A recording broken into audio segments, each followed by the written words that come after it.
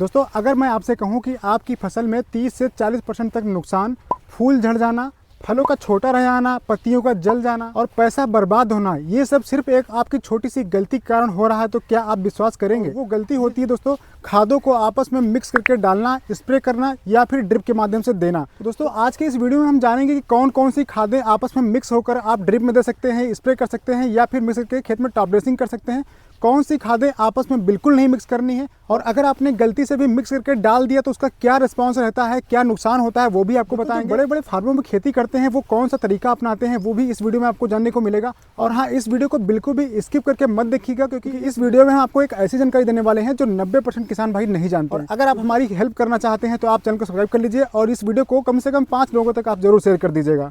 तो सबसे पहले तो आपको ये समझना है कि फर्टिलाइजर हम लोग आपस में मिक्स क्यों करते हैं। जो समय है, समय बचता है, ये पहला कारण हो गया। दूसरा दोस्तों होता है कि मजदूरी जो होती है वो कम करना है, मजदूरी कम रहे।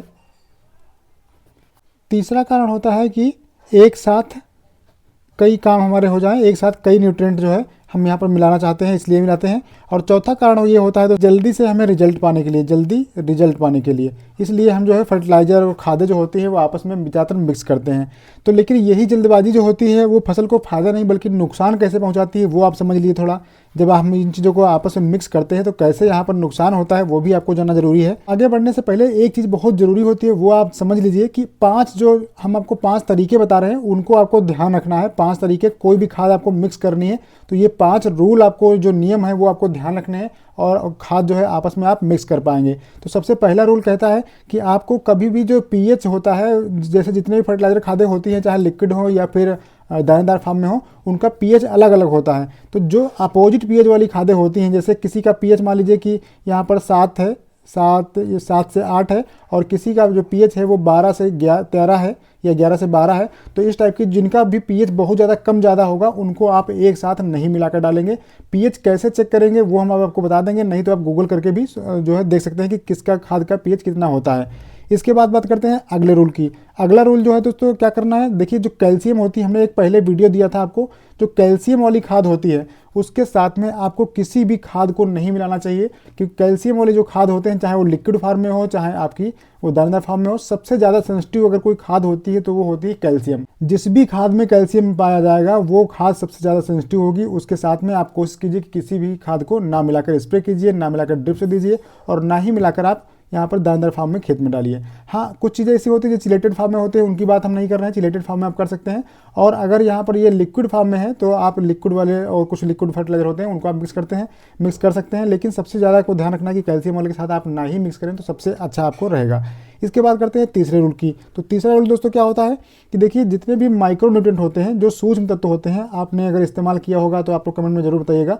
माइक्रो न्यूट्रिएंट के नाम से आते हैं, सूक्ष्म तत्व के नाम से। इसमें बहुत सारे जो सूक्ष्म तत्व होते हैं वो इसमें रहते हैं, जैसे कॉपर है, मोलिब्डेनम है, मैग्नीज है, इस टाइप के रहते हैं अलग अलग। तो इसके साथ में आपको क्या करना है, इसके साथ में जब आप मिलाना चाहेंगे तो क्या नहीं मिला सकते हैं आप, जितने भी फास्फोरस वाले खाद हैं। तो आपको ध्यान रखना कि जितने भी माइक्रोन्यूट्रिएंट वाली खादें होती हैं जो मिक्स आता है उसके साथ में हो सके तो फास्फेट वाली खाद आपको नहीं मिलानी है, यानी कि जिसमें भी फास्फोरस पाया जाता है आप सिंपल सा इस तरह ध्यान रखिएगा कि फास्फोरस वाली खादों के साथ जिसमें फास्फोरस की अधिकता हो उसके साथ में आपको माइक्रोन्यूट्रिएंट जो है ना मिलाकर स्प्रे करना है, ना ही मिलाकर आपको बेसल डोज में डालना है। बेसल डोज में से डाल सकते हैं क्योंकि वहाँ मिट्टी में बिखर जाता है, अलग अलग दाने हो जाते हैं, तो वहाँ पर कोई दिक्कत ज़्यादा नहीं आती है। स्प्रे के फॉर्म में दे रहे हैं तो आप कोशिश कीजिए कि इनको आपको आपस में ना मिलाइएगा। अभी हम आपको बता देंगे कौन कौन से फर्टिलाइजर नहीं मिलाने हैं। चौथे रूल की बात करें तो चौथा रूल दोस्तों आपको ये फॉलो करना होता है कि देखिए जब भी हम कोई भी फर्टिलाइजर मिक्स करते हैं तो टंकी में या बाल्टी में जब हम पानी डालते हैं तो आपको ये ध्यान रखना है कि मिक्स करने से पहले बाल्टी में या टंकी में पानी आपको पहले लेना है, ये आपको ध्यान रखना है।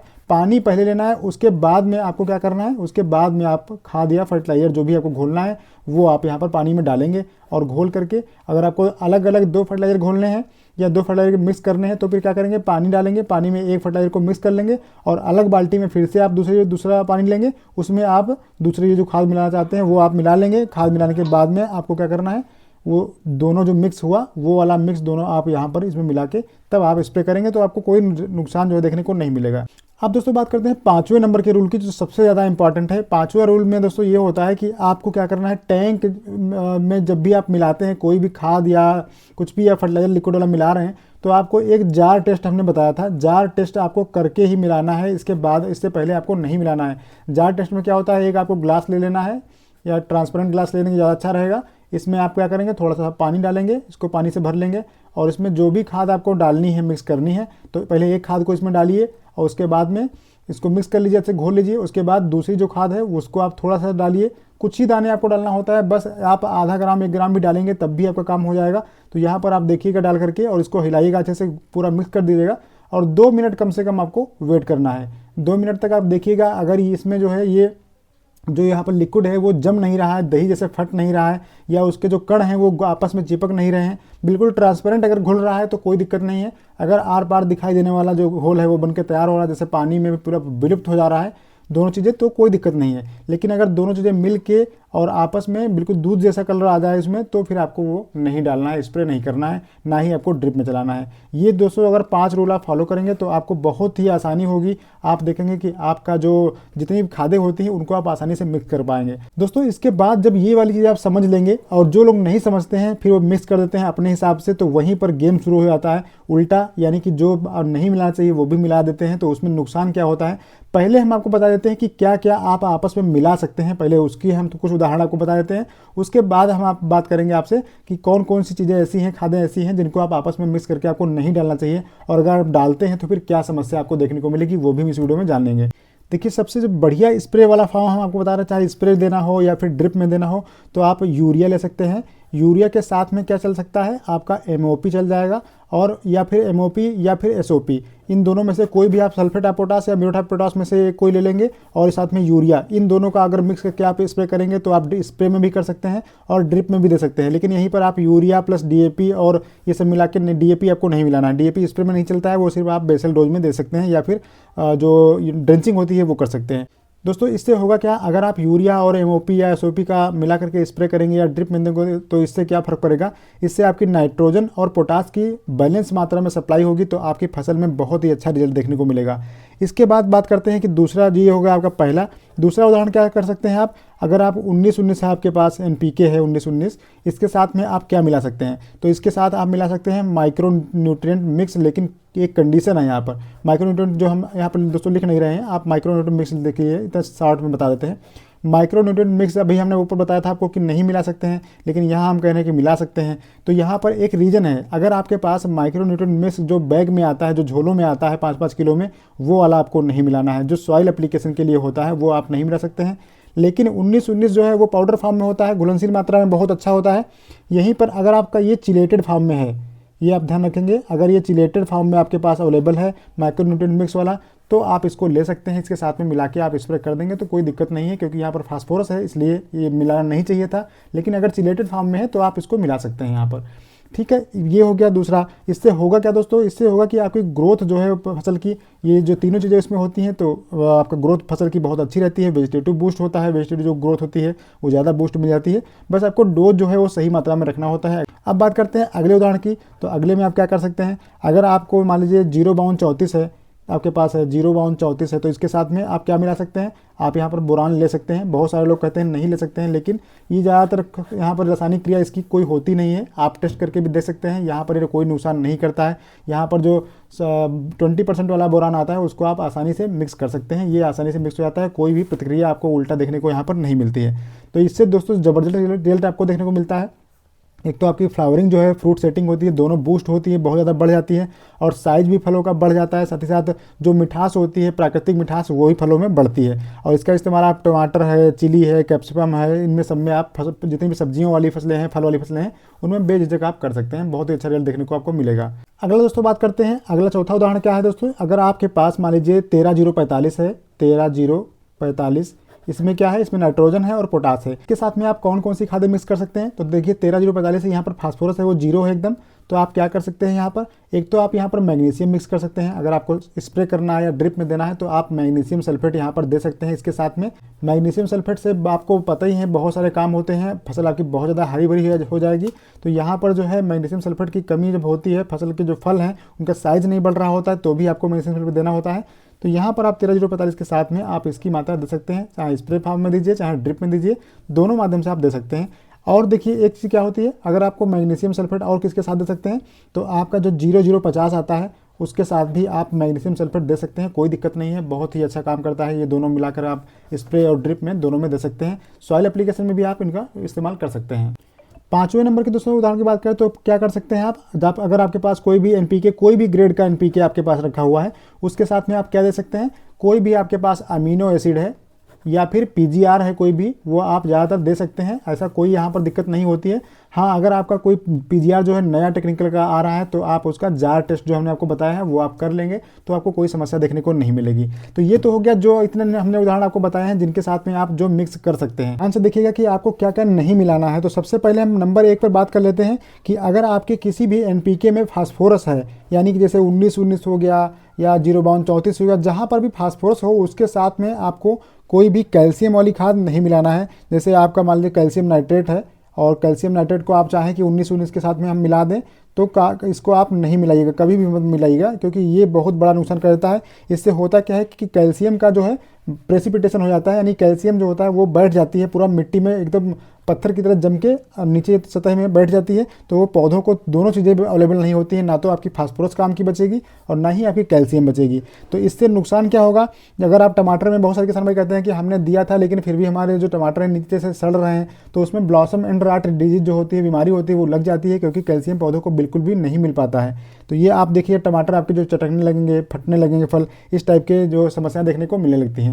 तो इसीलिए आप ध्यान रखिएगा कि कैल्शियम के साथ जहाँ पर भी आपको फास्फोरस दिखाई दे, ये पी जो होता है फास्फोरस, ये वाली खादों के साथ बिल्कुल आपको नहीं मिलाना है। तो जहाँ पर भी आपको कैल्शियम मिले, कैल्शियम के साथ में और क्या नहीं मिलाएंगे, कैल्शियम के साथ में आपको मैग्नीशियम हो गया, मैग्नीशियम सल्फेट जो आता है, या फिर जिंक सल्फेट हो गया, जिंक SO4, ये चीज़ें आपको नहीं मिलानी है। साथ ही साथ अभी आपको और बताते हैं कि क्या नहीं मिला सकते हैं। देखिए कैल्शियम ये हो गया, कैल्शियम, मैग्नीशियम और जिंक, ये चीज़ें जहाँ पर भी आपस में आएंगी वहाँ पर दिक्कत हो जाएगी, तो इनको आपको ध्यान रखना है कि आपको नहीं मिलाना है। जहाँ पर सल्फेट आएगा, यहाँ पर कैसे कैल्शियम है, सल्फेट आ रहा है, तो इनको आपस में नहीं मिलाना है।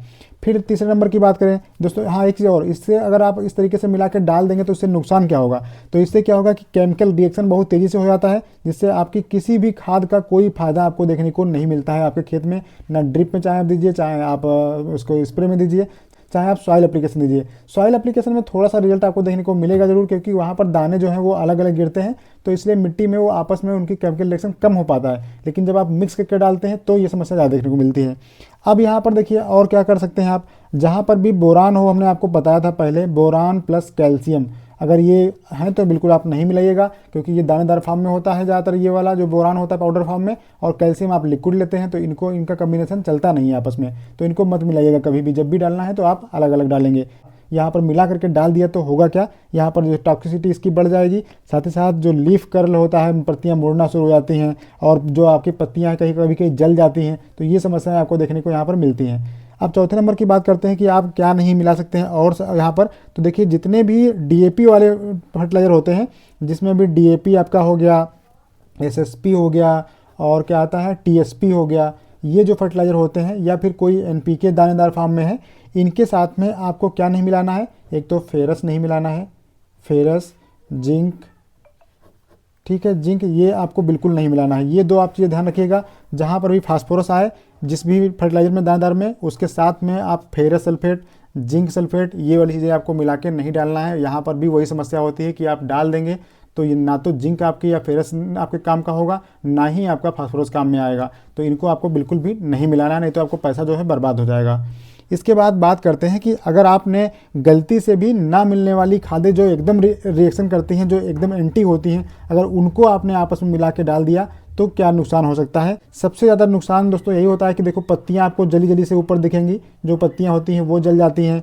इसके अलावा जो पौधे होते हैं वो झुलस जाते हैं, आपके पूरा फसल जो है वो बेकार दिखने लगती है आपको। आप सोचेंगे कि हमने तो सब कुछ दिया था, लेकिन ये पता नहीं अचानक से क्या हो गया।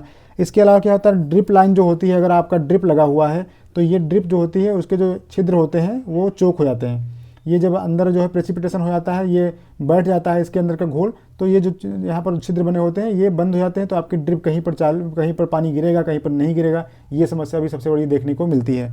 इसके अलावा और क्या हो सकता है जो धीरे धीरे नुकसान होते हैं वो क्या होते हैं कि ये जो आपके फल होते हैं उनका साइज जो है वो छोटा बनने लगता है, क्योंकि जब न्यूट्रिशन ही बहुत प्रॉपर नहीं मिलेगा तो पत्तियां भी छोटी होंगी, जो इंटरनोड होते हैं, लंबाई होती है पत्तियों की वो भी छोटी हो जाएगी, सब कुछ वहाँ पर आपको दिक्कत देखने को मिलने लगेगी। इसके अलावा सबसे लास्ट में क्या ऑप्शन आएगा कि आपकी जो मार्केट वैल्यू है फसल की जो मार्केट वैल्यू है, आप जब बेचने ले जाएंगे तो उसका जो दाम है वो बहुत ही कम मिलेगा। ये नुकसान सबसे बड़ा देखने को मिल जाता है। इसके अलावा जो दिखाई नहीं देता है वो एक नुकसान वो भी होता है कि जब आप लंबे समय तक ऐसा करते रहते हैं, जो नहीं मिलाने चाहिए वो आप डालते रहते हैं, तो आगे क्या होता है कि जब आप अगली सीजन में फसल बोते हैं तो फसल आपकी कमज़ोर होती है। ये आप ध्यान रखेंगे, फसल आपकी कमज़ोर हो जाएगी, क्योंकि वहाँ पर जो अवेलेबल थे, न्यूट्रिशन जो अवेलेबल था वो भी आपने ख़त्म कर दिया है अपने खेत में, तो ये फसल आपकी कमज़ोर हो जाएगी। इसके अलावा क्या होगा कि लागत आपकी बढ़ती जाएगी, आप ज़्यादा से ज़्यादा इनपुट डालते रहेंगे लेकिन आपको रिजल्ट उतना मिलेगा नहीं, तो आपकी फसल का उत्पादन भी घटता रहेगा।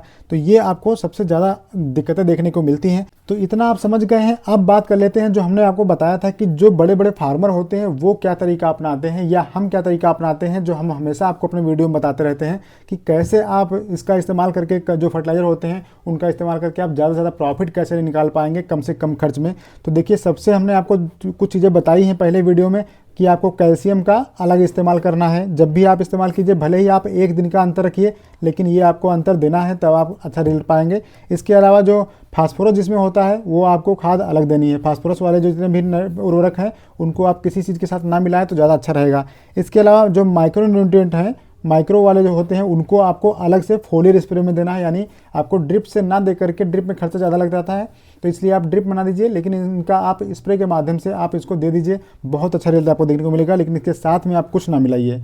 इसके अलावा क्या है, आपको अगर जितने भी फर्टिलाइजर होते हैं उनका डोज आपको कम रखना है। ये आप हमेशा ध्यान रखिए, डोज कम दीजिए लेकिन जल्दी जल्दी दीजिए। ये अगर आप अपनाते हैं तो आप जो जितने दिन में आप देते थे, मान लीजिए कोई फर्टिलाइजर आपने एक महीने में आप दे रहे हैं तो उसको 15 दिन में भले ही दे दीजिए, लेकिन कम कम मात्रा में देंगे तो आपको रिजल्ट बहुत ही बेहतरीन देखने को मिलेगा।